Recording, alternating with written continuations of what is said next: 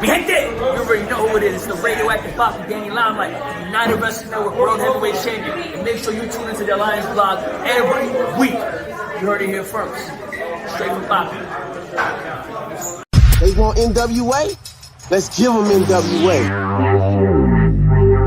Who are those guys? And then there's the other guys. We're the other guys. We're the guys nobody ever bets on. The following program is intended for mature audiences. Ladies and gentlemen, welcome to the show. It's time for the Other Alliance Guys podcast with your hosts, Tim, Dave, and Jeremy.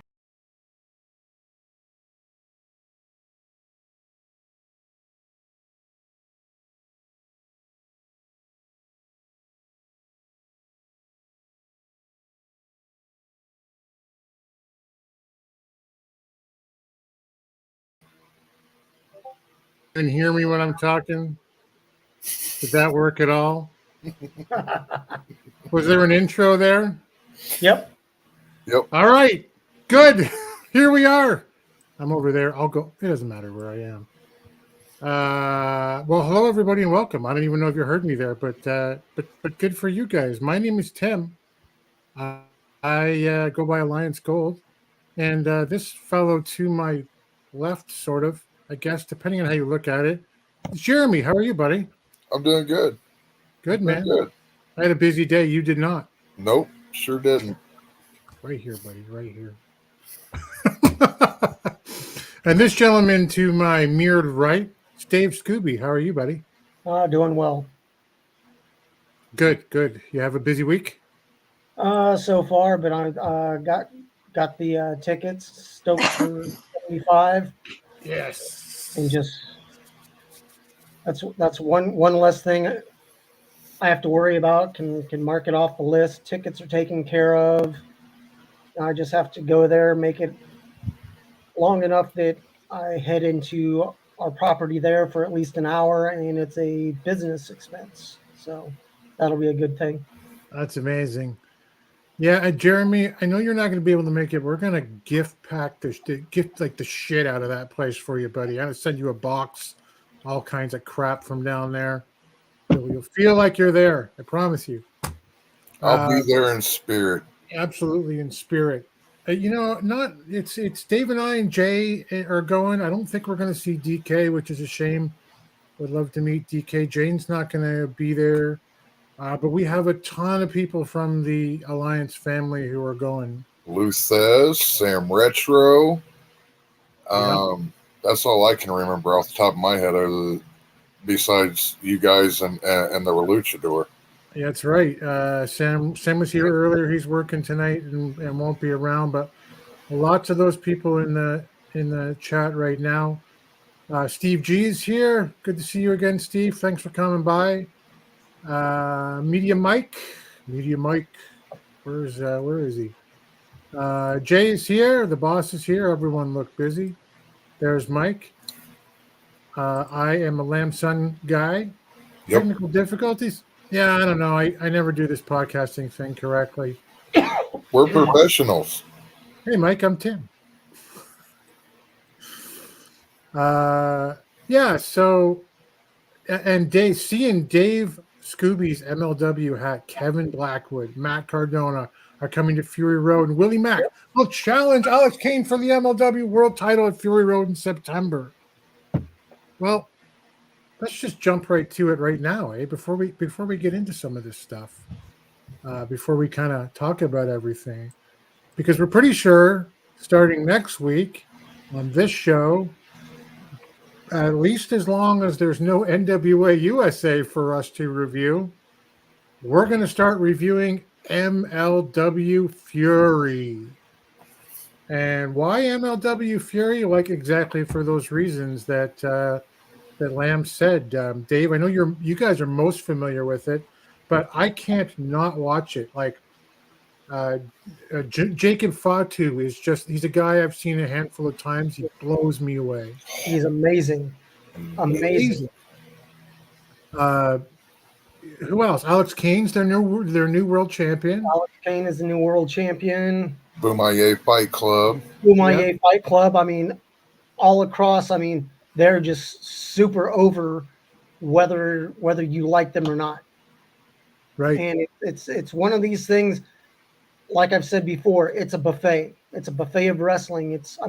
They have Microman. They have Microman. I mean, they have luchadors, they have hardcore, they have ground and pound, they have regular wrestling, and I'm not sure what's up with Hammerstone. He looked a little out of it in that championship match, and I don't know if he's taking a break or if he's moving on, but he's been champion for the last year and a half. Yeah. And I mean, it was time for a change. It was a change for the people. And I mean, they have such an amazing, varied roster. Yeah. That it's a little bit of something. It's if you don't like it, wait 20 minutes. It's almost like weather in the Midwest. If you don't like it, wait 20 minutes and it'll change. Lamb agrees. The style of, they never really have the same type of match back to back. They'll have a hardcore match. They'll have luchadors, and they'll have maybe an interview segment, or they'll have the ladies wrestle. They're a little light on lady wrestlers, but if you have one, maybe two matches a segment when they do their tapings, that's cool. And the female wrestlers that they do have can fucking go. Yep. They can go. You okay, Tim? Yeah. Just flashback to the 60s there or something. Like Lamb said, big buffet. Actually, Willie said, don't say buffet. I'm waiting for the Tyrus joke on that one. Don't say buffet 3 times or Tyrus shows up. That was from John Ceramic. James H. Jackson is here. Our man Fuzz, Willie Bowen voice. Don't say buffet 3 times. Tyrus shows up. Okay. Good to have this crowd here. But yeah, I'm excited by that, man. Like, Hammerstone has been like, I don't know, like the Hulk Hogan of MLW. Yep. For so long. And didn't he chase it for like a year and a half leading up to him getting it and then carrying it for a year and a half? Yes, he did. Yeah, so they had they are in the game of long-term story arcs and build and everything, and they do it very well. Court Bauer does it very, very well over there. Mm-hmm. Leo Rush, Mance Warner, Timothy Thatcher. Yep. I'm a big Timothy Thatcher guy. But Sam Adonis was over there. I think he still is. He's doing the Lucha, the Azteca Underground. He was brought in, but now things have changed. But I mean, if we would have had this version of him as a singles wrestler in the NWA, my God, I mean, he can wrestle, he can talk, he knows when to shut up and when to poke the bear. And I mean, Yeah. he's just it's amazing what he does, and I mean, he can work with any type of wrestler. Well, I'm really excited to see it. Lamb says MLW invests a lot of money in their backstage segments to create stories, something the NWA should take a page off. I think James, got this one. I'll just do the reverse order. MLW announced the following 4 events, all of which are on Fight Plus as part of the partnership between MLW and Fight. There they are. Fury Road in September the 3rd. October 14th, MLW Slaughterhouse. In November, they got MLW Fightland. In December, MLW One Shot. So a lot of action going there. I'm excited to start tuning in for the first time. I love a lot of these names. I don't know what took me so long other than time, but I work too much and it's time to do less of that. So what else have we got? I think I just got about everybody. I hope I got everybody in the chat. I want to do a shout out quick and then onto one guy, to a friend of the Alliance, and then a beatdown on someone I do not like on a connected. That's right, on a connected front. Shout out first to Drew Onyx, who appeared in the Vice TV show. Help me out. Dark Side of the Ring. Dark Side of the Ring, season 4. I'm like, Tales of the Territories? No, same guys, different show. Dark Side of the Ring and the Abdullah the Butcher episode in the last couple of days. He does those shots that are in the background where he's recreating stuff that Abdullah had done. Drew's an awesome guy. Very. Former NWA North American and British Commonwealth champion, of course, a friend of the show, as Jay says. So glad to see that. I'm halfway through that episode right now. And already, Jeremy, you pointed this out in the Discord. Already, right off the bat, I had to listen to Hannibal. And I'm not trying especially to knock him as a pundit. He's been very successful. But the shit that guy has done and the shit that guy that has said at the start of that show, unbelievable. What did you think? Fuck that guy.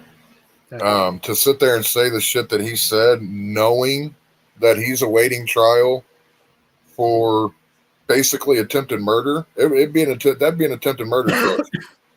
Yeah. For him to sit there and wish a horrible death on someone as such as Abdullah the Butcher, whether he knew he had hepatitis or not, I doubt that he did. You're talking about a man that spent 99% of his time traveling and doing shows. I doubt that he ever went to the doctor unless he absolutely had to. And that's not something that they readily test for. Nope. So to sit there and I get it. I completely understand. Hepatitis C is that's a nasty fucking thing.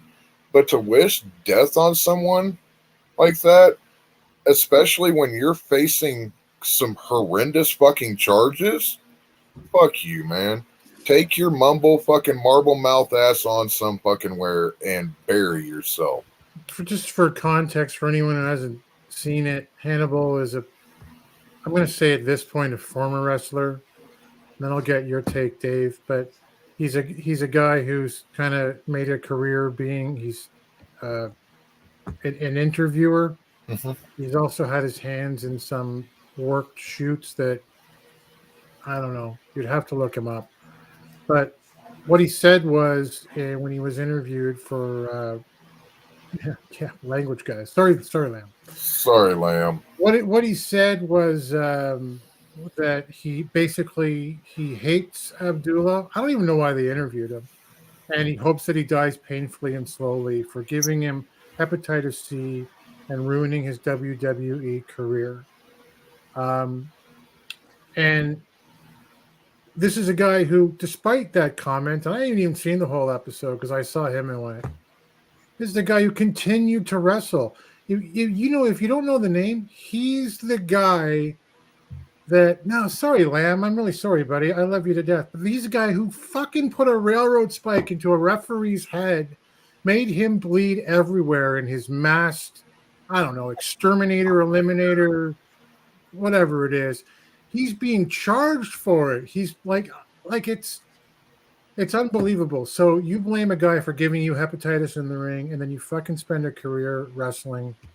Like the boss says right here, like Jeremy says, boop, up yours, buddy. Dave, what do you think of this guy? Are we out of line? Are you more conservative about it, or what? No, I mean it's one of these things that if he can speak bad of someone else, seeing what he's done, I mean, it's 6 of one, half dozen of another. If you've done just as bad, and back in the day when Abdullah was rolling strong, that was the territory days, and you'd spend 3, 6, 9 months at a place unless you were really hot. Yeah. But as you bounce around, unless you were injured, broken bone, or bleeding, you didn't go to a doctor. You didn't go to the hospital. Or if you did at an athletic commission, they're like, all right, can you stand up? Touch your nose. All right, you're good. You're good at, that's the way it works. And I mean, unless someone brought up, hey, this guy may have hep, they didn't look for it. That it was only in the mid to late 90s that they started doing all the testing and that kind of stuff. And that's more or less when it was regulated. But I mean, for all that Abdullah has done for the business, you may not like the way he does it. But I mean, he was hardcore before hardcore was hardcore. Yeah. And just the wrestlers that he wrestled and the places that he wrestled, it's an amazing story. If you can get past the blood aspect, watch this and go online and look for some of his matches, because granted, he's a huge guy and you're not going to see technical wrestling. No. He just gets in there and whoever he was going against, they just beat the hell out of each other. Right. And his was a lot of psychology too, just the eyes and the gigging of the head. All of that played into that character. And in that episode, you saw he come out after a match, and the crowd would part like the Red Sea and scatter for the exits. This was a man that was feared by everyone in attendance. Only the Sheik could do that. The Sheik had the fucking blade going around, or Brody with the chain, or just Abdullah just looking around like, yep, biting that fucking rope. And the Dark Side of the Ring guys who do a pretty good job overall.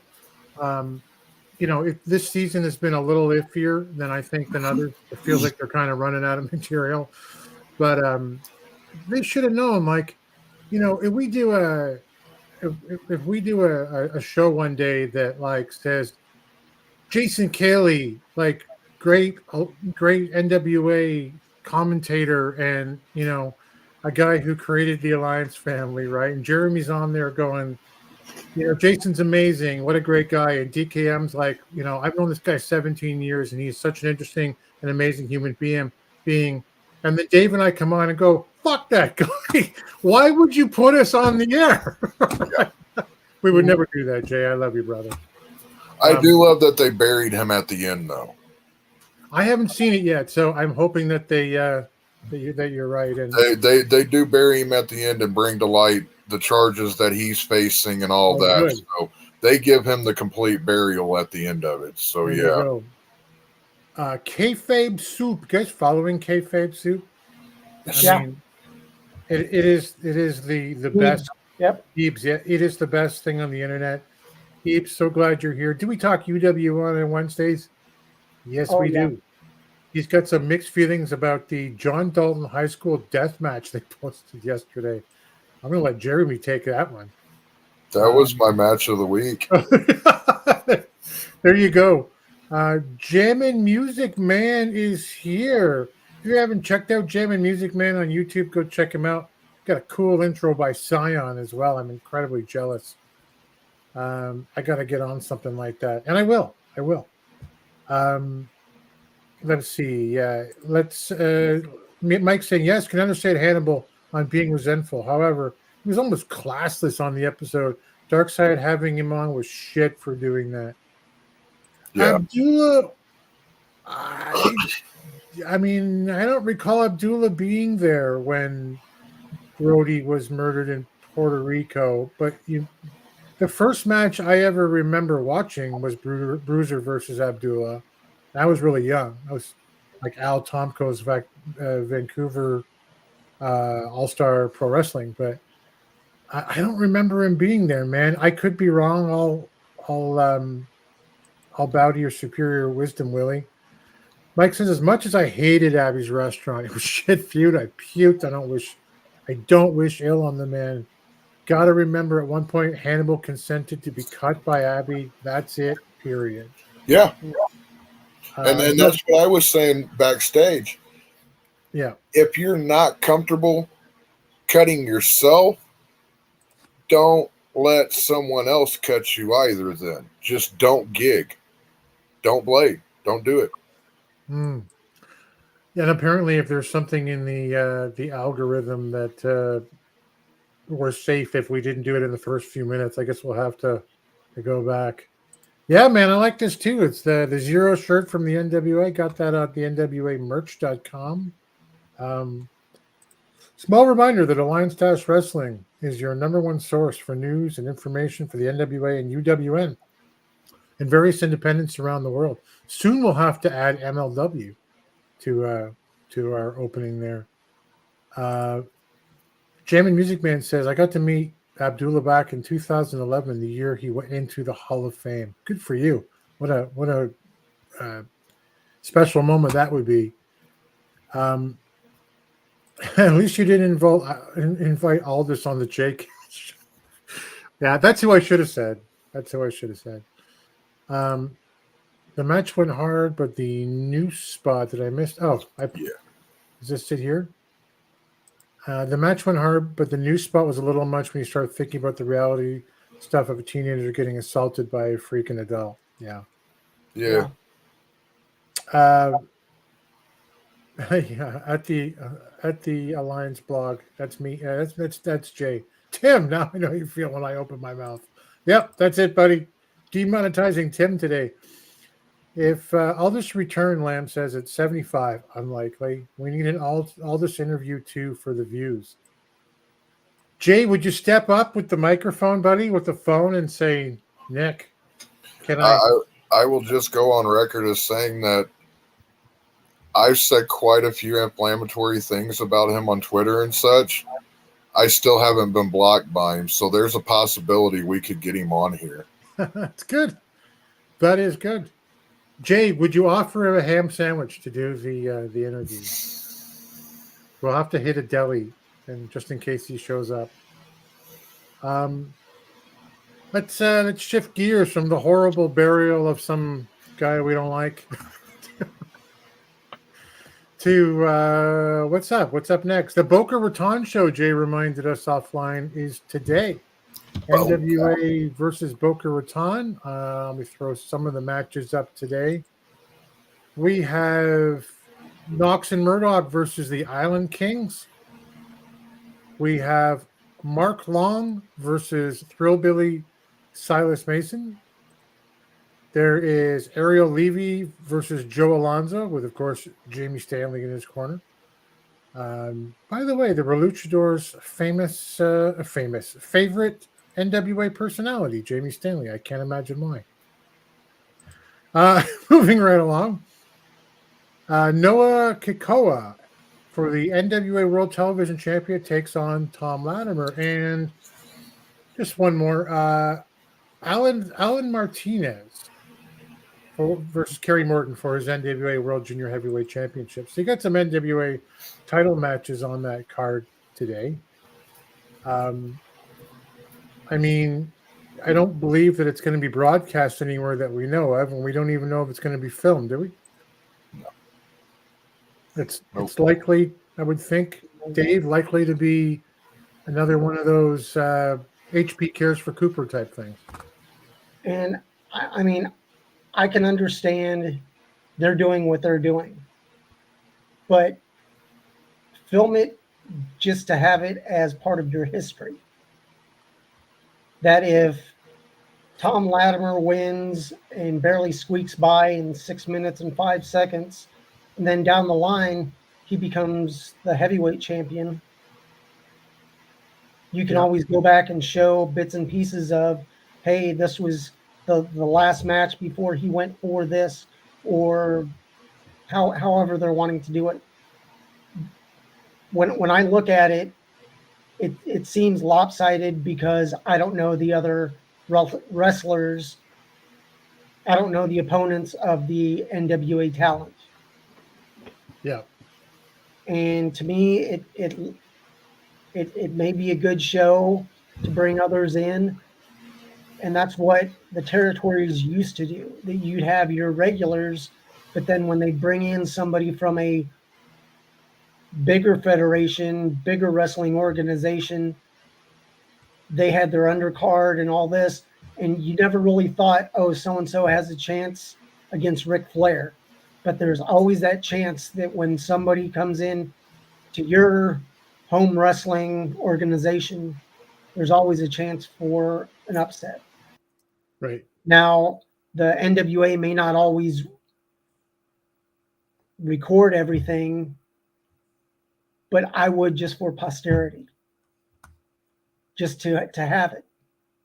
I agree. You can never have too much content. 100%.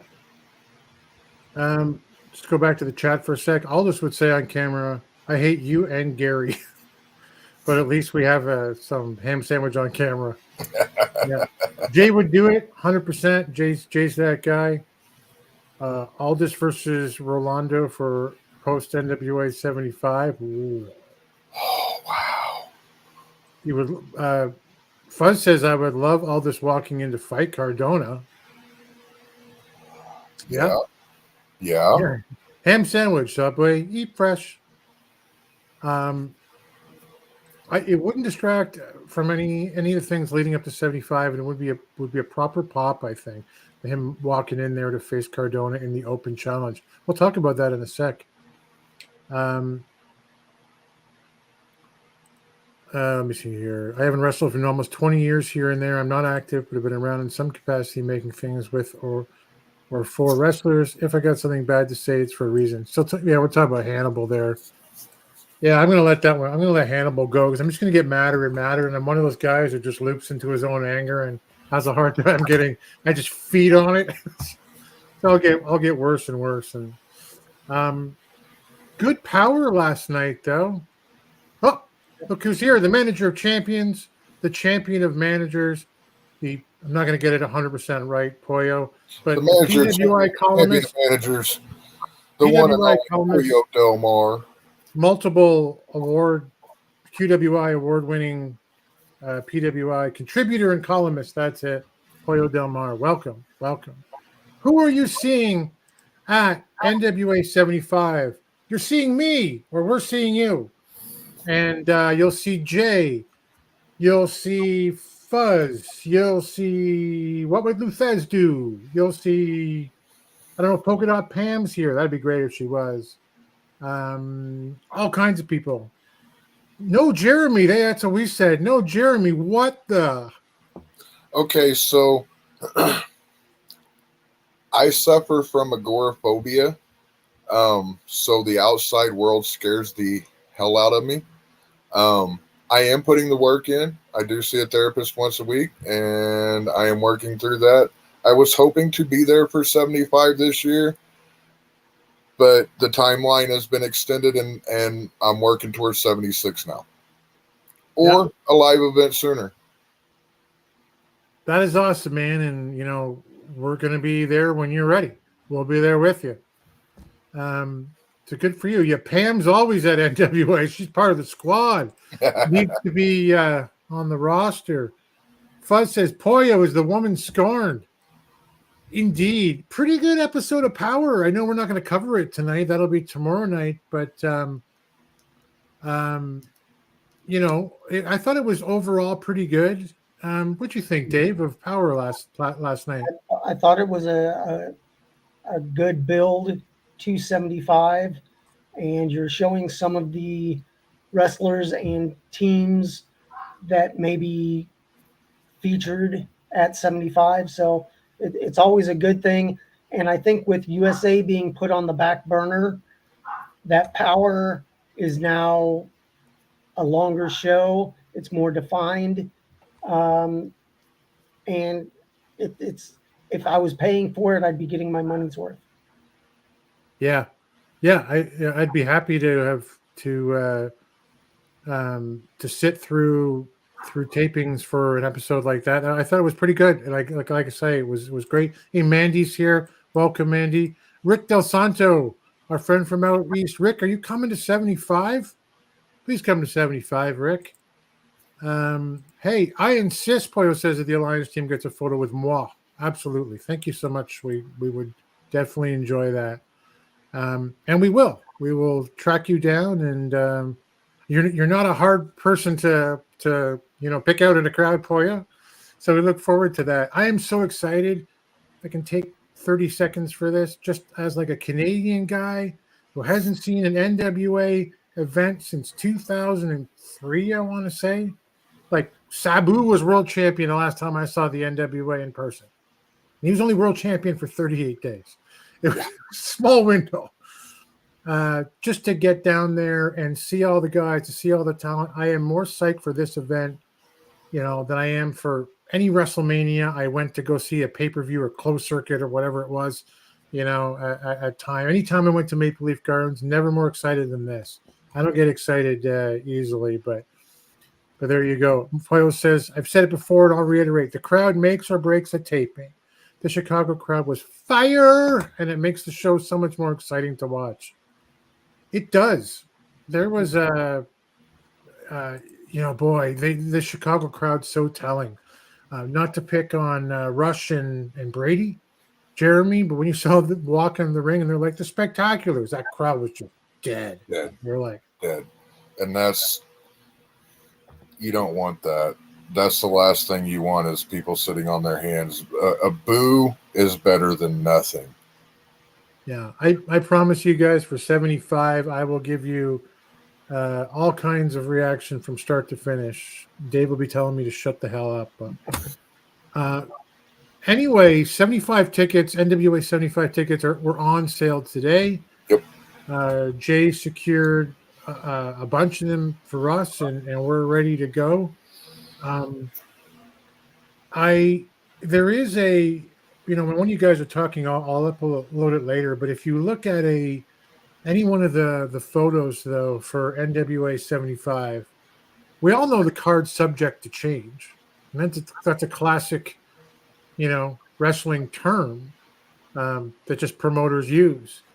It's like right there in like the not so small print, card subject to change, and that makes me a bit scared and a bit excited too, because if I'm not happy that maybe Kamille's facing Markova, I've seen that before.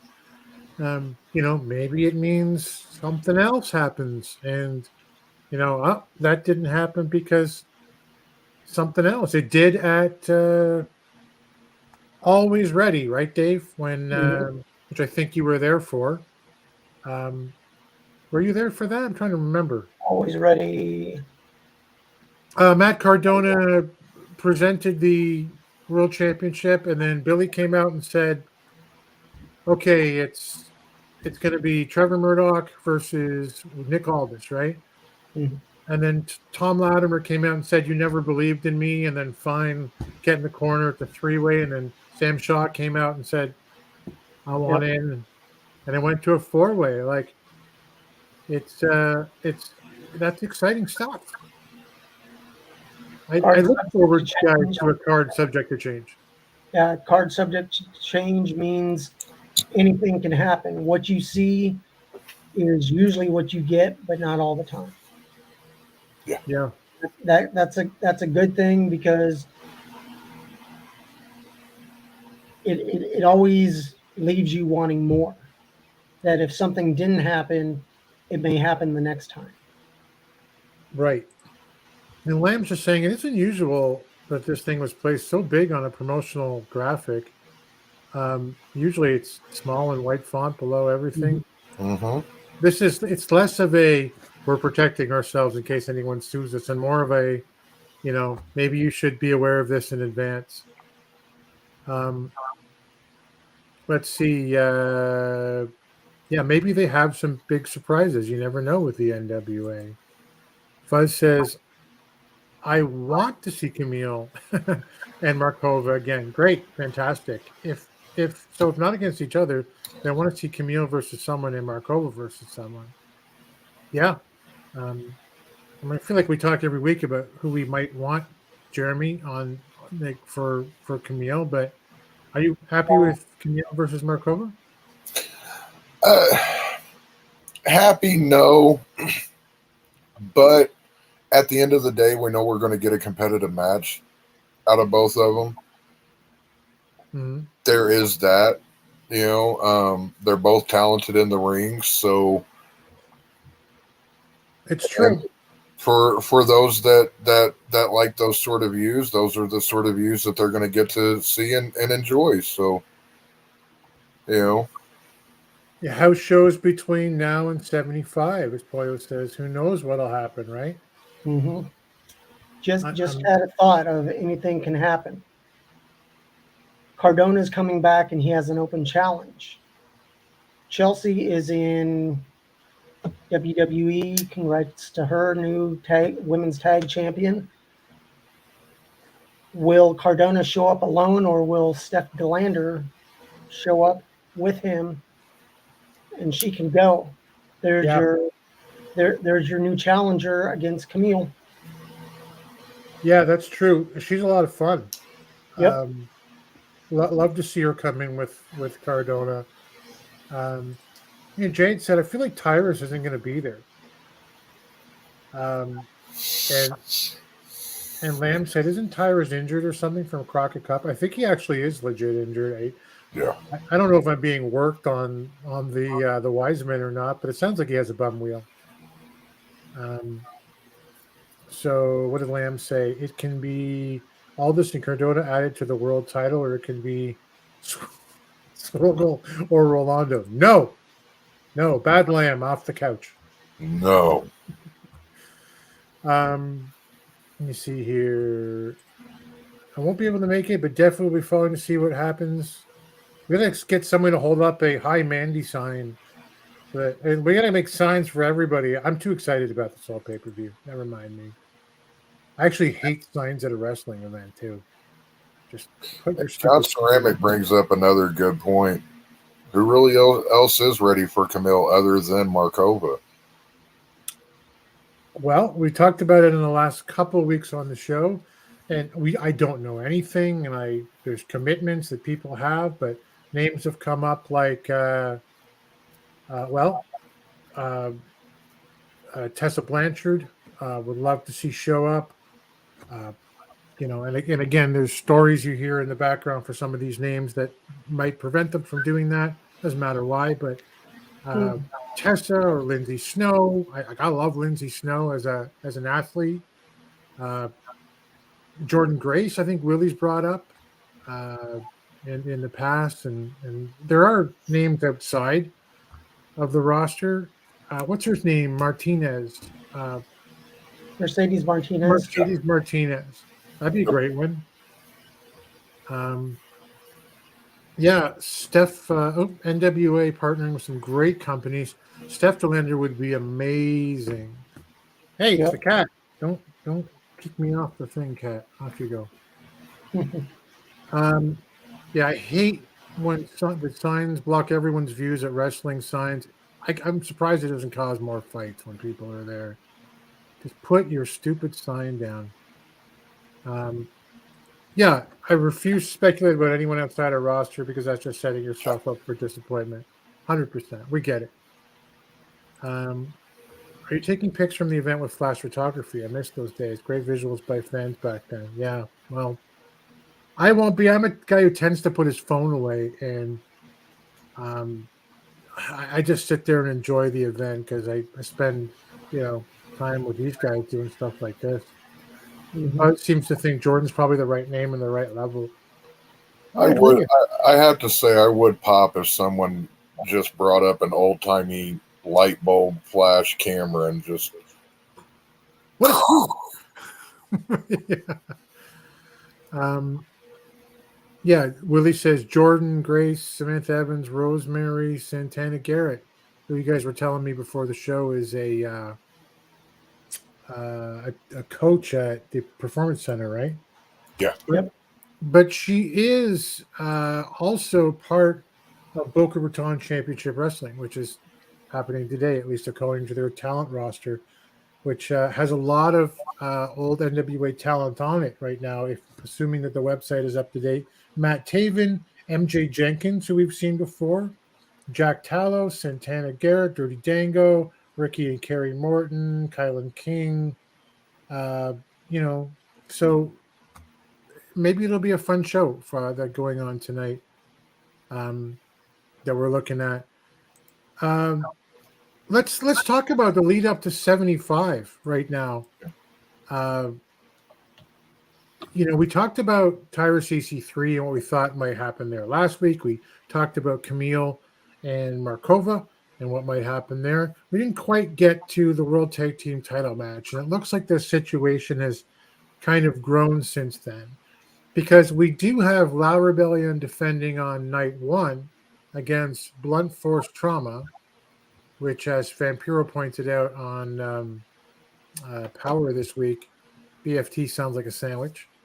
And the winner of that goes on to night two to face Trevor Murdoch and Mike Knox, the winners of the Crockett Cup. Jeremy, I love that thought that the winners of the Crockett Cup, while they didn't automatically, just move right into their title shot or fill the belts or anything, it comes to the biggest show of the year and they get their shot. But La Rebellion taking on potentially two tag teams in one weekend. What do you think? Is it a good deal or what?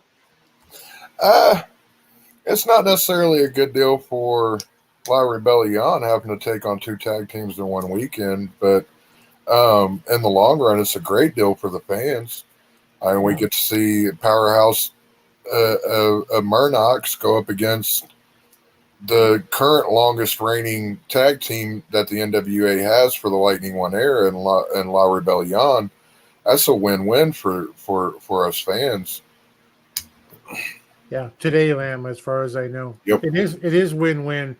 Dave, do La Rebellion come out of 75 with the titles? And if so, are they the best tag team in the world? They're one of the best in my opinion, but I could also see, I don't know if Vampiro is still with them, which I believe. I believe he may cost them the titles, and it is in Trevor's backyard of St. Louis where he won the title. So I'd love to see the team of Murnochs take the belts. They're Crockett Cup winners.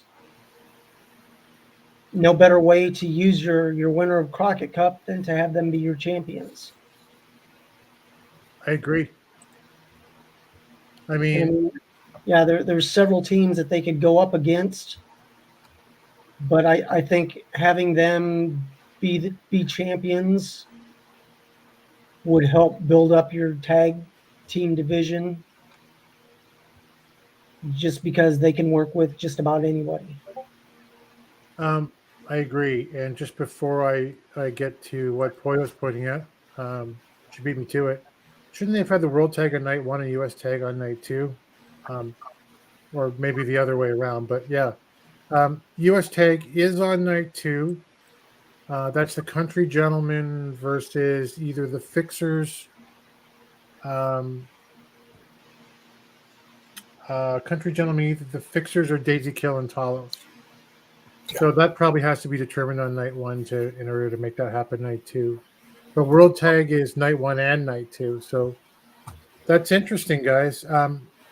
Now, I did see this today, and Poyo points it out. Some of the names already advertised to be in the Burke Invitational. I haven't seen the graphic yet, which you might not have seen already. Ruthie J, great young talent.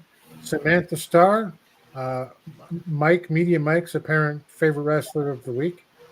CJ's getting in the ring, guys. Yep. MJ Jenkins returns. The Weapon of Ass Destruction. Are you ready for this, Willie Bowen? Allison Kay. I trust that you are suiting it, just freaking out suitably. Heather Monroe. Yes. J Cal, are you freaking out? Sierra, Taylor Rising, and possibly more other contenders to be determined.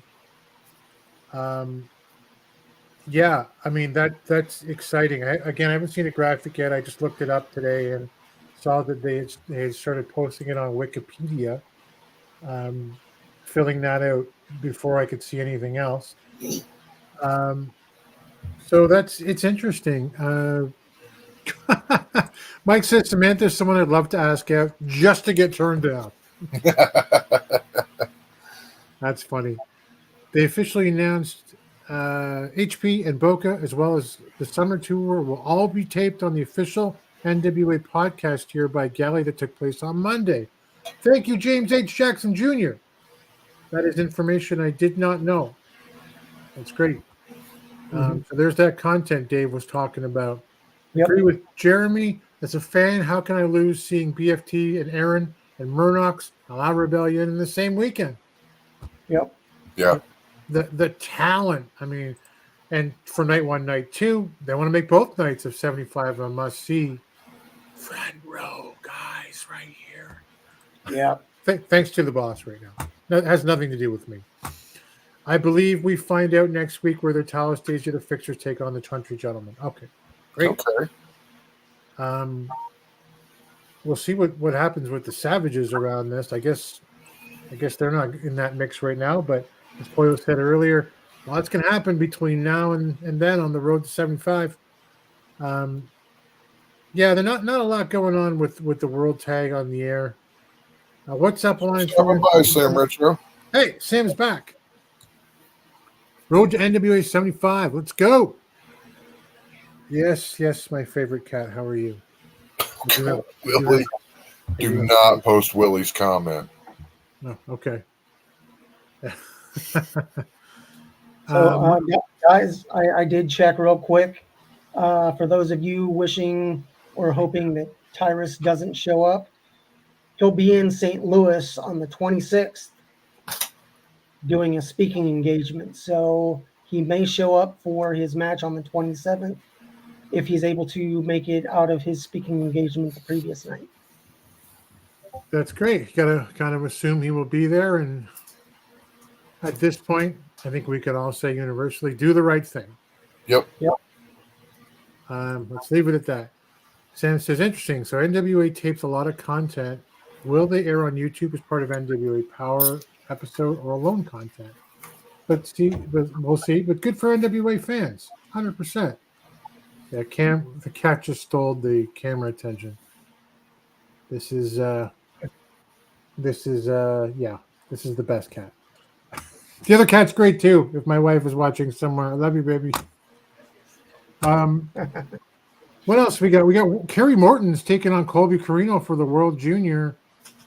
I gotta say the improvement from both of these guys makes me think I'd be happy, Jeremy, with either Colby winning or with Kerry retaining. What? How about you? Yeah, I'm in that same boat. If Kerry retains it, that just means that we get more storyline between him and Kobe. And if Kobe wins it, we, for all intents and purposes, should get more storyline between Kerry and Kobe. So, come what may, I'll be happy with it with either outcome, as long as it includes Kobe Carino being back in the NWA. Yeah, for sure. You know, Poyo, to your comments in the chat there, it reminds me of Jon Stewart saying when Trump was seeking re-election, not to get political in any way, but saying, please, America, we need him to win. Just from a strictly content point of view, we need him to win. Mm-hmm. What else? Dave, what do you think? Kerry and Colby, is it time for a new champ, or Kerry still carrying that belt pretty well? Well, Colby is the right person to go against him, whether he won the right to or not. There's unfinished business there. They're both generational wrestlers, but I'm going to throw a wild card in. What happens if, say, a former junior heavyweight champion who is at 70 shows up at 75 to avenge his loss down in Texas? If you don't know who I'm talking about, Barrett Brown. Would love to see him continue the story, give him a chance back in the NWA. He's young, he can go. If he wins, it keeps his story going. If he loses, it's a chance to build him back up in the eyes of NWA. Yeah, man. Sam hopes Barrett Brown shows up. 50 caliber Barrett Brown, the stray dog. I would be so stoked. I mean, they have built it up a bit, Jer, right? Like they've had Gary Horns had him on the show with Kerry. They had that match, probably the most hyped non-NWA centric match that Kerry has had. You know, where Brown failed to win his NWA World Championship back. What do you think? If I was Billy, I know I'd be booking it. Flat out. It's like you said, it got coverage from the NWA. That's an outside NWA title defense. NWA doesn't do that. We've complained about this many times. They just don't promote their championship shots outside of the NWA. So for them to do that, there's more. I really feel that there's more to this, and I'm hoping that he does show up at 75. Yeah, because that right there, that's money. It is. I mean, you get that story out there a bit more. Poya was saying he would have been at the last round of TV. I'm glad some business was done on it anyway, because even if it doesn't happen, you know, at least they've somewhat tightened the knot on that story a little bit more. Yeah. If Colby defeats Kerry, it's far from the end of the story. It's a continuation of what started a year ago with roles reversed. Great point. So weird, by the way, to see Colby just immediately, I guess, a baby face, you know? Like last week when he did that stand-up interview with May, with Samantha Starr on the other side, and he was just mild and, like, you know, listened to Samantha, kind of nodded, said his own bit, and glad to be here. And Colby's such a natural heel to me. You know, came across good though as a baby face though. Yeah. That felt really good too though. It's true. Some guys are just immediately. I don't buy entirely as baby faces because I buy them so much as a heel. They do such a good job. All this was like that. Tom Latimer's like that. I think he's a better heel than he is a face. And I love Tom Latimer. It's great. Yeah. Just looks like a heel. But anyway, Fuzz says Carrie, PJ, Carino, Homicide, etc. had a full year of great tension. Add in Joe and Alex now and Barrett and all that. Eric Jackson too and Koa. Yeah, let's see more of Koa despite that beginning that we witnessed. Yeah. Speaking of which, just on that as for a second, I love the DLZ segment on Power. Deals is a lot of fun, and like he said something about like, I was talking to, I forget exactly what he said. You guys remember? But Koa, and he hates Ricky Morton, and I was like, is this something that was taped before? Something that was supposed to have happened? I'm not sure if there was a continuity error or it was just me, but regardless, great segment. I love that one with El Envy in the background from the previous week, and when you hear like Mario Pardua saying like, hey lady, and Deal's going like, hey, she's no lady.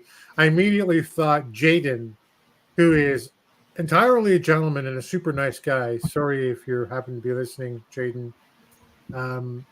The Deals reminds me of Jaden. Just singing out those one-liners. Yeah. Jaden could do that job. Nothing's out of the question, but I think Colby Carey is a direction to go. For his face turn, or returning as a face, how it reads to me is Colby is humbled by what the people know he's gone through leaving and coming back. So now he's going to complete his story the right way. Cool. Yeah, I mean, we got time to hear them flesh that out, right? Although he still has Jamie Stanley as his manager, does he not? Last time we checked. Buzz says, I don't mind Colby turning heel or face. We have Kerry and Joe as heels and Alex sort of heel. No continuity error. Those DLZ segments were the very last things taped. Great. All right, cool. Matt Cardona Open Challenge. This is a good time to throw this up. I did upload it. Look at the bottom corner underneath Matt there. Card subject to change in capital letters. That's just what we were talking about earlier. It's a little bigger than you might think it would be. I guess it is the smallest thing on the placard. But there you go. I don't know. Suspect. Maybe I'm reading too much into it. But Matt Cardona Open Challenge, Fantasy Booker. What do you think might happen here? Who do you want to see? I'm not really sure, but anybody but Rolando, that story has to end. Yeah. It needs to be somebody that in a loss, it wouldn't damage them too bad, but it would get Cardona back on track to do what he needs to do. Now, Cardona is also signed to MLW. So that could be interesting. I'm not sure if they're willing to switch things up and have a storyline take place on both television programs. But if not, I'm not really sure. But it just needs to be somebody that can take a loss and it won't hurt them too bad. Right. It doesn't need to be a former so-and-so and now they're, I mean, I'd love to see Tim Storm step out from behind the announce desk and go, you want somebody? Let's go. You want to go for the championship? Go through a former champion. Boom. It's 75. And so it's the rest for me. It's the WrestleMania's WrestleMania for the NWA. So I'd be super happy with Tim Storm coming out, of course, but it makes me think can you pull out all the stops and try to make a big statement that's going to catch some fire in the mainstream, right? Like we'll bust it open. Bust it open. I'll probably talk about it because you got Billy there, and and Billy Corgan's been on Bust It Open a couple times, and they give it some love. But can we get it somewhere like else? Could a big name show up? I know you're going to talk about that in the fantasy booker today, which I didn't get to in the beginning. I apologize. But what legends could and should be at the NWA at 75? But I don't know. Anyone else? What do you guys think? I mean, I'm not sure if Bully Ray is done with the NWA or not, but he recently, a couple weeks ago, put Cardona through a flaming table at the ECW arena. So open challenge, it could be, hey, I got rid of you there, I'm going to get rid of you here, and it could be a send-off for Bully. Yeah. Plus the name, if it does, he'll be talked about. I don't want to sneak into to look behind the book of the fantasy book too much, but do you have Brother Devon showing up for 75 on your wish list, Dave? On my wish list, if Bully is still there, if he could second them, or if his sons do show up for tapings that are taking place in Nashville, I'd love to see Devon show up, because I mean, the only thing that they really are lacking was tag team wise, it was the NWA tag belts. I'm not sure if he can still go, but who knows? Yeah, I mean, he said he could, he could do a 3D. He's not doing the what's up, Brother Devon, but yeah, Devon didn't even show up when his sons wrestled. Not on air. Yeah. Yeah. Jeremy, any thoughts about Cardona's open challenge? Who would you like to see there? Who do you think it might be? I saw the announcement today, and I'm kind of mixed about it. You saw who he's going to be facing, or him coming back, having an open challenge. What are we open what are we open challenging for? You don't have a title or anything. Yeah. An open challenge is typically for a prize, not, oh, I beat Matt Cardona. Fuck, Rolando's beat Matt Cardona thrice. That's not a really big deal anymore. He's, I've said, go ahead, Jeremy, carry on. If he had went out on top, this would be a thing for me. He didn't. So it's not. It fell flat for me because he didn't go out on top. Yeah. And actually, Poyo kind of got to it where I was gonna go myself. For God's sakes, if Cardona could ever get over as a savior of the NWA, I think many people would agree, given circumstances. Yeah. So I know that, like, for me, I'm like you. When he went down, whether it was his idea or otherwise, to Cardona or to Rolando a bunch of times, he's no longer a viable contender for the 10 pounds of gold. And I figure anyone can be rehabilitated,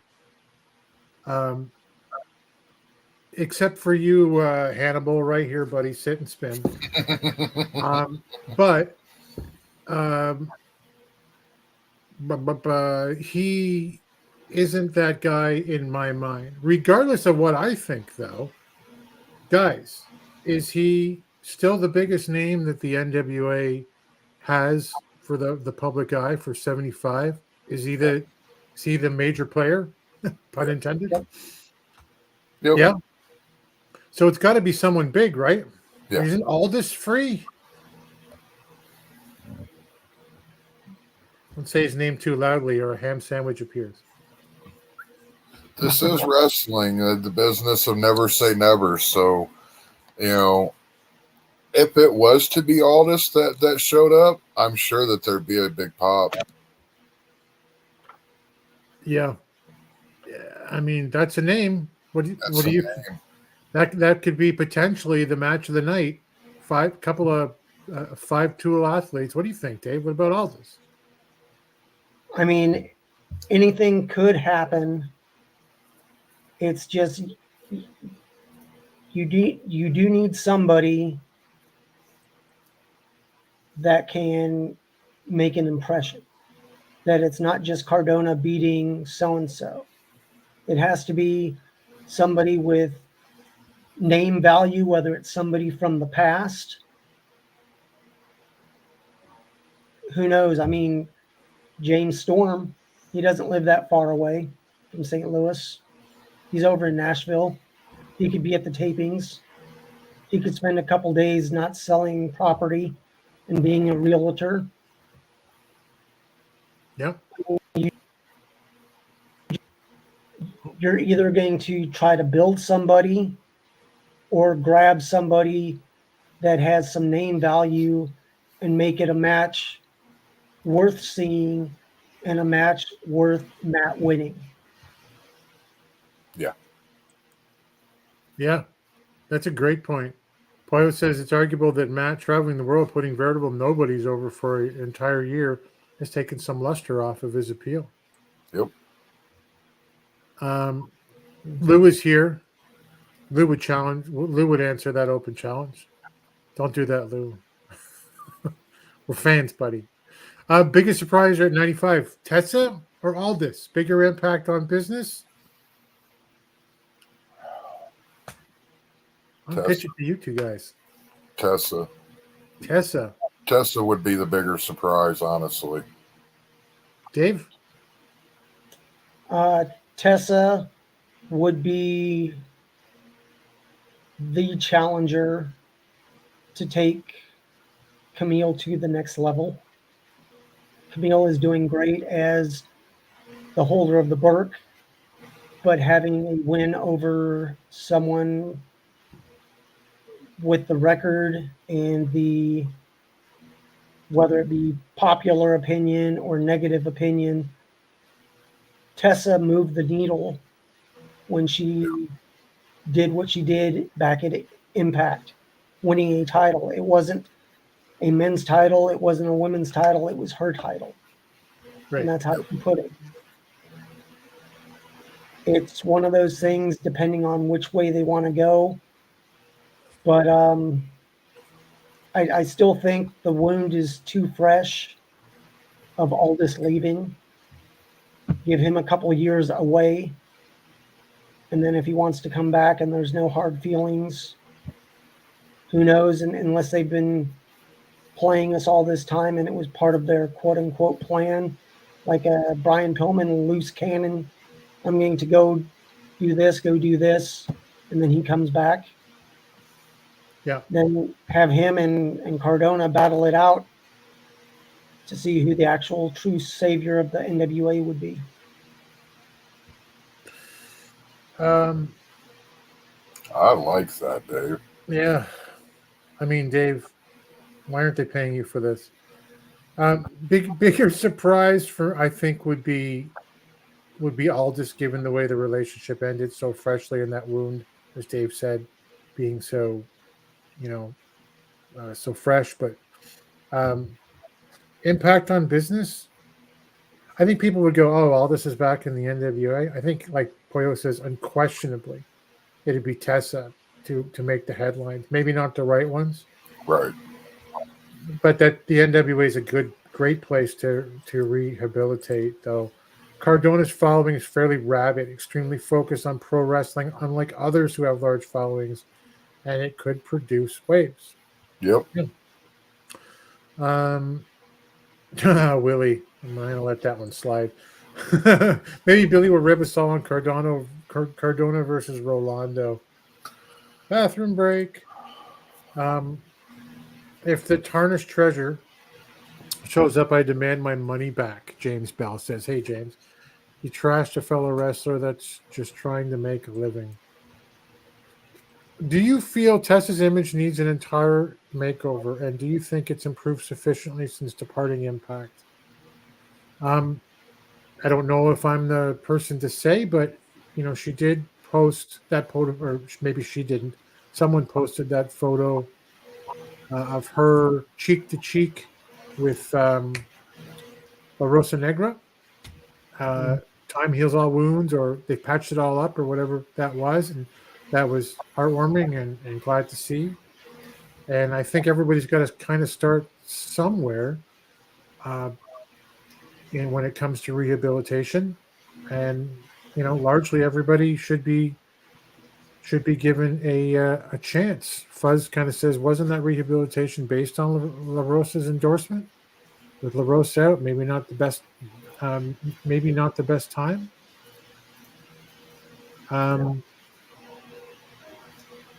Let's see, what else have we got? Aldous comes back for his mortgage payment only, in my humble opinion. Yeah, as long as he puts someone over, I will walk out. If they do Cardona, Rolando again, maybe just stand up and boo the entire match. Yeah, my wife will be right beside you, trying to boo louder than you are. Yeah, interesting stuff. So we'll leave it on those matches.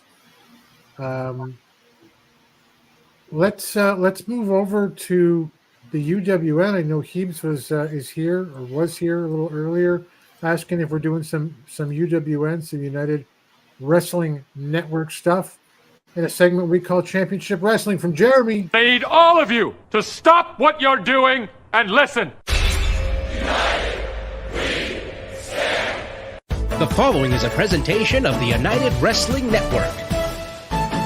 It's time for Championship Wrestling from Jeremy. All right. It's over to you, Jeremy. The best action from, well, I think we're still down to 2, aren't we? Yeah, we're still down to 2. We've got Memphis and Championship Wrestling presented by Car Shield this week. And for the Memphis match of the week, I chose the Dirty Bird Brawl. This was a match that didn't air on Memphis Wrestling. They posted it to the Memphis Wrestling YouTube page after the fact. It was from their Ingomar fundraiser for the Ingomar baseball team in Ingomar. And this was between Matt Williams and Big John Dalton with Coach Wallace and Rocky the Rockin' Redbird. This match came about after Matt Williams stole Big John's Dirty Bird Championship and then attacked Dalton with a baseball bat. The Dirty Bird Championship is awarded to the MVP of the Ingomar baseball team, Dustin explained, because I had no idea what exactly it was. I'm glad that he did explain. This was a no DQ, no count out, anything goes, and there must be a winner match. There was a nice sized crowd for the event. It was a fundraiser, as I said, to raise money for the baseball team. The crowd was fully invested, and both men gave 110% in the match. There was a trash can, a kendo stick, a chain, a baseball bat, a rope, a belt, and some other various objects used against each other in this match.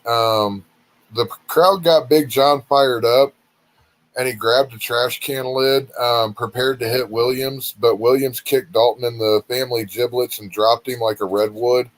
With Dalton down, Williams laid the trash can over Dalton's head and was about to hit him with the ball bat. Coach Wallace came in and made the save and then delivered a stunner to Williams. This got a big pop from the crowd, and Big John went for the pin, but only got a 2.99 in the crowd. Did not like that. Big John then speared Williams through a board that he had set up in the corner and got the pin for the win. There was a couple of spots in this that were kind of brutal when you take into consideration that Big John is still technically a teenager and Matt Williams is, I'll be nice and late 20s, early 30s. There was a part where he choked him with the rope for a little too long, and hit him with the kendo stick maybe just a little too many times. Was there any color in this match? No, there was no color for this match though. And after the match, you could tell that Big John was feeling it. You could see he got up on the ropes and did his thing, but you could tell that those shots to the back with that kendo stick took a toll on him and everything. And I'm sure he felt that the next day. But overall, it was a solid match, and it was better than any of the matches that they had on the show for this week. Honestly, I wasn't really didn't really get into any of the matches that they had on this week. Yeah, I mean, I didn't see it, and I'm trying to remember why the hell I didn't watch it. Something must have happened that day, but Heaves was saying earlier he kind of got a problem with a teenager, and I'm guessing that Dalton's like what, 18, 19? Is he 17? He's a big dude. I believe he was getting ready to turn 17 whenever he had his first match, or he had just turned 17. So he's probably coming up on 18 now. Because I remember that was a big thing, that he wasn't 18 yet, and he had to get his parents' permission for him to wrestle. Okay. And they had to sign off on it and all that. And that was about a year ago. And I believe then he was getting ready to turn 17. Well, I mean, I haven't seen the match, so I guess I can't especially comment on it, but I'd be cautious like Heaves was, like putting a kid like that in a match like that. But at least if it wasn't against, the hell am I thinking of? He passed away last year. Anyway, the guy who took out in the mass transit incident in ECW. It wasn't anything like that. Yeah, it wasn't a New Jack match. No. Yeah. And to Matt Williams' credit, he's not the one that came out with the trash can full of weapons. Big John Dalton is the one that came out with the trash can full of weapons. And a couple of times Matt Williams did attempt to just leave the match and got stopped. So they kind of played it out in a way that Big John kind of you know what? Just to himself a little bit. I'll go back and watch it, because again, I haven't seen it, but Boyo's saying it's a big no from her. It sounds like it was relatively on the safer side, but yeah, there was, like I said, there was no color or anything concerning. Like that. But it like I said, of the matches that they aired for the show, I didn't get into any of them. This one, at least, the match itself, minus the kendo and the choking with the rope, was a good match. They got about 12, 13 minutes in and put it all out there for that crowd. All right. We then go to the match of the week for Championship Wrestling presented by Car Shield, and that was the Mighty Zaddies versus the Bodega. Mm. And this match started at the opening of the show, by all accounts, with the Bodega arriving at the Irvine Improv and running into the Mighty Zaddies backstage. Danny has his daughter with him, and she asks who those guys are, and Danny tells her that they're the Mighty Bozos. And she says she remembers him telling her about those dumbos. That didn't set well with TMZ, and some pushing starts up before Johnny LaQuasto got in between them and had a ref take Danny's daughter to her seat. When the match actually started and the bell rang, Danny attacked Chico Brer, and the action didn't slow down for the next 20-ish minutes. With the exception of the commercial breaks, that's the only time that the action stopped, was They came back. It was still going. The more I see of a returned and healthy Slice Boogie, the more I want to see him wearing gold. It's just, the man looks the best I've ever seen him, and he has a determination that I haven't seen in him up until this point either. For a 6-man tag match, there was minimal floor work done, and when it did get done, it had a purpose and set up the finish. Everyone but Danny was out on the floor with Shane, Che, Papo, and Slice together on the hard cam side, duking it out with each other. And Danny went for and landed the elevation sensation over the top onto them. From there, the radioactive champ got back into the ring and did a little salsa for the crowd. But he didn't see Bad Dude Tito, who was the legal man for TMZ, roll into the ring as Danny was getting in. Tito gets Danny up on his shoulders and hits the painted black for the win. Great match. There was so much action going on in this that it would have taken me all day to get the notes down to keep up with this match. Go and watch it if you haven't. Treat yourself. I'm highly debating putting this up on our Discord for match of the year because everything just made sense in it. There were no unnecessary high spots or anything like that. Everything had a purpose. It played out well from beginning to end. You went in thinking that there's no way Danny is going to lose. The Bodega is going to lose. Not with his daughter in the crowd. This is the radioactive champ. And sure enough, he got pinned clean too. Yep. He absolutely did. Setting up, it's just Marquez booking and setting up some great angles, and so many things can happen. Like you say, when a 6-man tag event can go, could this be match of the year? It's 45 minutes of fire. And then some. That's for you, Poyo. Just going back to the chat, I didn't get into any of the matches of this show, and that's the bottom line because Jeremy said so. That was for Memphis. And if you're not watching the UWN, may all your ice cream cones melt. That's savage. Savage. Just you and Hannibal are out now. Match was good, Mike says, but you can tell Danny was taking the fall. He wants Slice Boogie to turn on Danny and be new champ. I want him to turn on Danny and get it over with because we're all waiting. I'm waiting for it. It's like I said, that man has a determination that in him that he hit that ring and took down both. I believe it was Che and Bad Dude Tito with the double clothesline and ran through them like they were a piece of paper. Right. The radioactive Pappy is like 5 feet tall.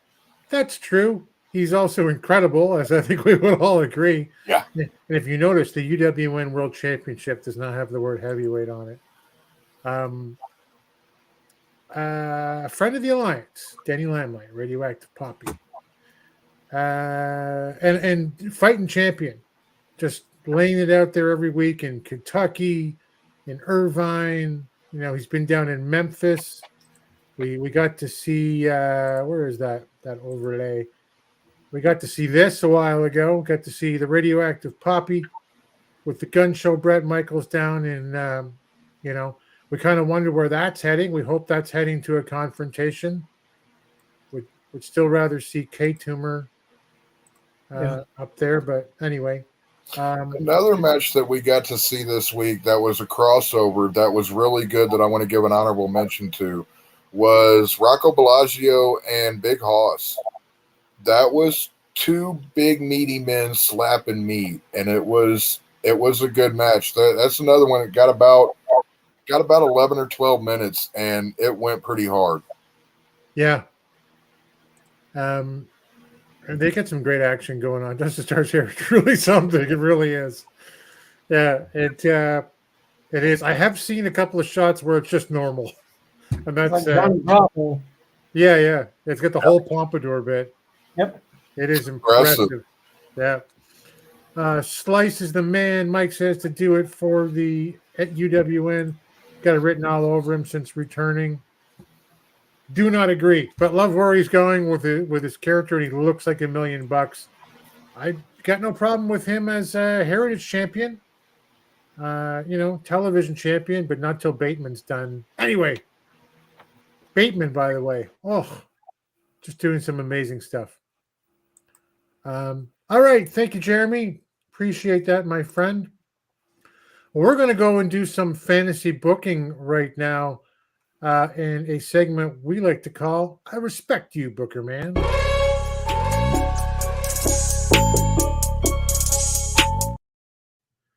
So, Dave, I've been lacking in putting up banners today, but what legends do you figure can or will appear at NWA 75? Well, we have, this being the Diamond Anniversary, 75 years. Let's bring in some former champions. We have former champions already on the roster. We have about 10. Have them in the ring.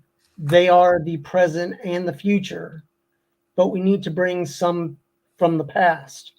And there's probably a good, I'd say, at least 15 to 20 that are still alive and possibly available to be brought in.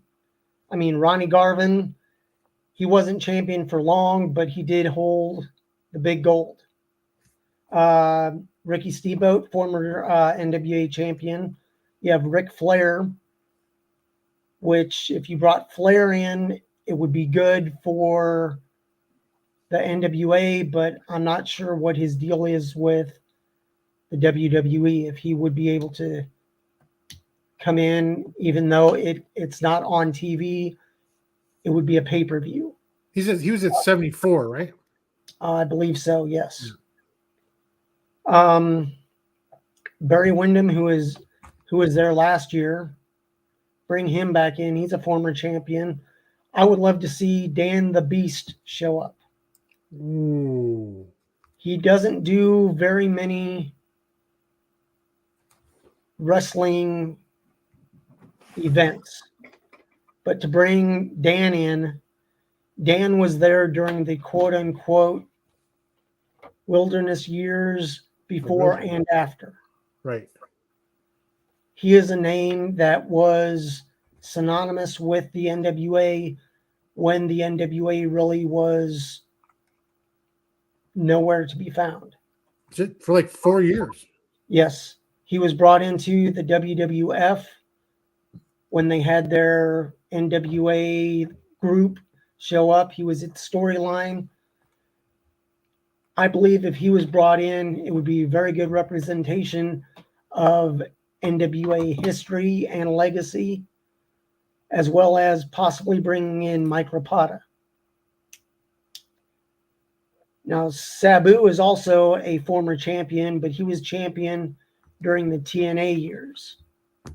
I'm not sure if he'd be willing to come in or how Billy feels about it. It's hard to read how Billy feels about some of the people that were involved in TNA when he was there, plus before and after. Sure. But you also have Raven, who was a former champion. Yep. He's had some dealings with the NWA. He's currently with MLW doing the calling. But bring him in. He's a former champion. I would love if the Great Muta showed up. Oh, how much fun would that be? The Great Muta is internationally known. Now to bring him in would, I'm not sure how many people are aware of all the champions that the NWA has had and where people started off in the NWA and where they ended up. But bringing Muta in would be great. another champion, it could be controversial, but as Eric Bischoff says, controversy equals cash or creates cash. Shane Douglas, he threw down the NWA belt. Is it time for him to make up? No, it is never time. There's Hannibal. there's Shane Douglas. Shane Douglas, Okay. and then there's him. Okay, rewind. I didn't say that. No. Carry on.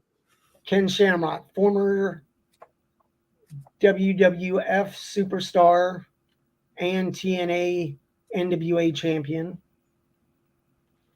Rhino, who is still with Impact, was a former NWA TNA champion. A lot of the wrestlers, if they were allowed to come over, they're not wrestling. This is just showing up either for a meet and greet earlier in the day and then presenting them in the ring, whether it be Saturday night or Sunday night or both nights. Yeah. Brent Albright, he was a former NWA champion. Not many people know who he is. He was if you watched WWE, he was on there for a short while. Gunnar Scott, I believe. But we have Colby Carino. His dad, Steve Carino, is a former NWA champion. He's currently with WWE, but he's not wrestling. He's just making an appearance. So it's one of these that either do it before the matches or after the matches. So anybody that has a non-compete,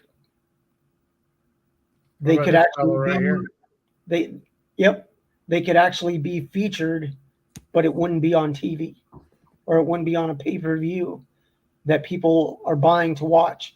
So it would be for the live crowd only. It could be taped and then shown on YouTube, but that it's not really a monetary thing, but that would be a management call with NWA and WWE. Blue Demon Jr., he was there a couple years ago. Bring him back, former champion. I'm not sure how you feel about Cahagas. I'm good with Cahagas. But I'm just thinking any former champion shows the legacy and the tradition and history of the NWA. If people aren't sure who they are, it may work in our favor to show some of these past champions so they start looking up what's the history of this person. Why were they with, or how did they win the championship while they were in the NWA? Right. Would love to see Colt Cabana and Mr. Pierce, Adam Pierce, show up, but they're currently elsewhere. Yeah. Elsewhere. But they, I believe, for at least a 3-year to 4-year period, held the NWA together. I'd love to see, not to cut you off, but I'd love to see just, even if some of those people do video packages like they did at 74, some of those names that can't be there because of those commitments. I mean, a video package before, that would be great. Rob Conway. I'm not sure if he's still wrestling, but Rob Conway carried the belt in the NWA and around the world. He had matches in Japan.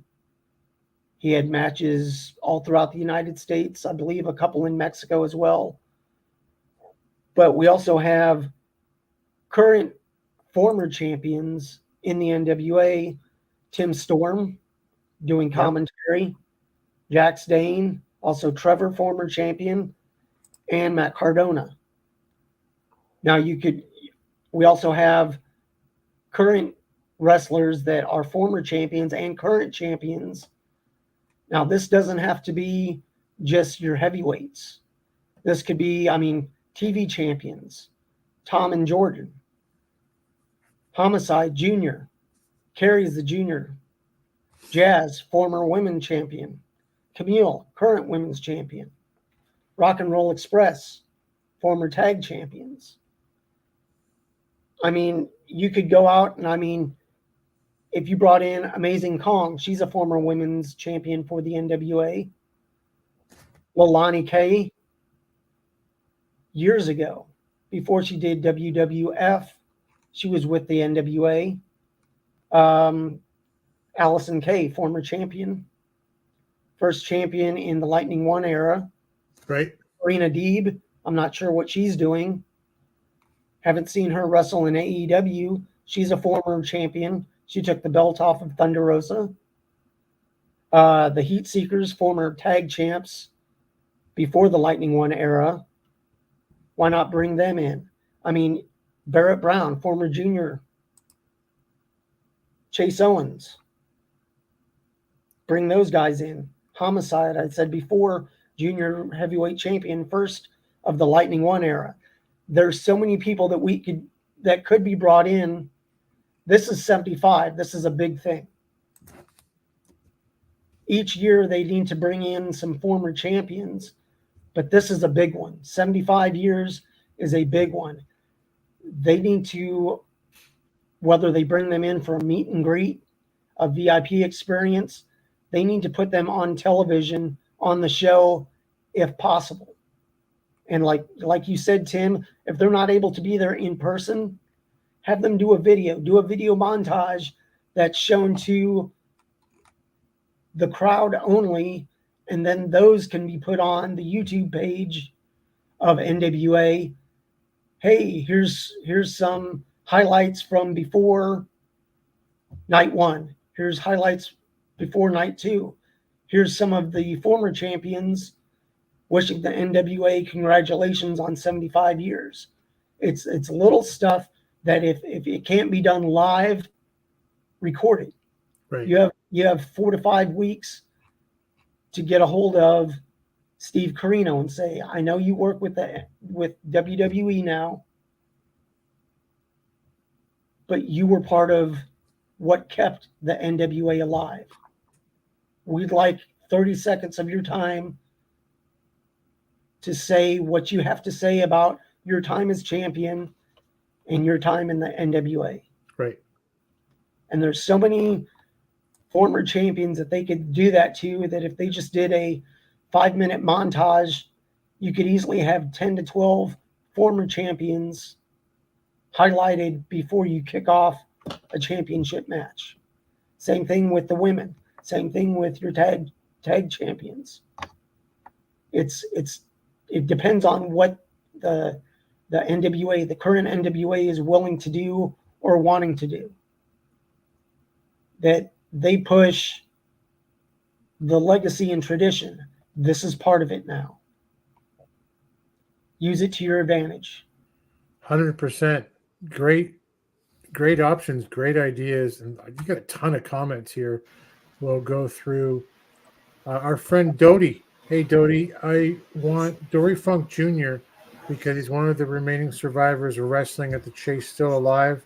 And of course, I want him because of the All Japan connection. I 100% agree. I reached behind me to get this. He's got a fun book. Last of a Great Breed, Dory Funk Jr. story. And you can get it on Amazon. I was cruising around Amazon one day, and Amazon was like, you bought like 100 wrestling books. Do you know this guy? And I'm like, yeah, I know this guy. Give me that. So like, it's good. It's a good read. Highly recommend it. I would love to see Dory. Sabu was champion before the TNA era, but apparently his time as NWA champion wasn't good because they cut his pay. That's certainly Sabu's position. Steve Corino said the same thing in his Squared Circle Coffee website, where he's getting less kind of money as NWA champion for the time that he was, because you have problems where people didn't want to pay his hotel and you're staying with my cousin and stuff like that. So it wasn't entirely everything he hoped it would be, but there you go. Willie, Rob Conway, Jerry Flynn, Ric Flair, Ricky Steamboat, Rhino, and Sting. It's of course over in AEW, but Yeah. you could certainly see a video package there. Lou told us, I'll walk clean the fuck out if Douglas walks in. Look at you, buddy. I have not forgiven him. I cannot forgive him. Painful, painful moment. I like the very first name that Dave popped off with, Ronnie Garvin. I would pop so fucking hard if he shows up. Oh my Lord. You all would hear me from Colorado Springs. You'd hear me pop if he shows up to 75 in St. Louis. You know what would be fun at the meet and greet? To shake his hand and go, oh, I was expecting something. Yeah, then you go out to your car later on and he goes, let me show you something more. Real Yeah, he punches this. He's like 70 and he beats the shit out of me. Yep. Which he would, there's no doubt. Yeah, love DiBiase, Fuzz saying there, but I don't know if he was ever a proper NWA champion. No, not a world champion anyway. But yeah, he had titles within the NWA for sure. One of the guys from the Chase. So here you go, North American champion Willie says, and Lou points out St. Louis favorite to bring in, former Missouri State champion. Man, I love that. I love that belt, that Missouri title. Such a good looking title. James H. Jackson Jr., the final NWA TNA champ before Trowbridge stripped him. And that huge tournament to crown a new champ can't show up, sadly, in Christian Cage. Yep. Yeah, it's true. Personally, Fuzz says, for me, Ric Flair's moment at 73 was my favorite in-person wrestling moment, except maybe forgetting to see George Animal Steel as the Keel as a kid. That's great. Wow. My favorite wrestling moment was watching Wahoo McDaniel throw my 13-year-old friend Jeff down the stairs at Varsity Stadium in Toronto. Jeff loved it, by the way. It's like, wow, wrestling is real. It is. It is. He was screaming, Flair's gonna kill you, Wahoo. And Wahoo grabbed him and said, I might get killed, but not by you, punk, and threw him down the stairs. Great. It's a different time.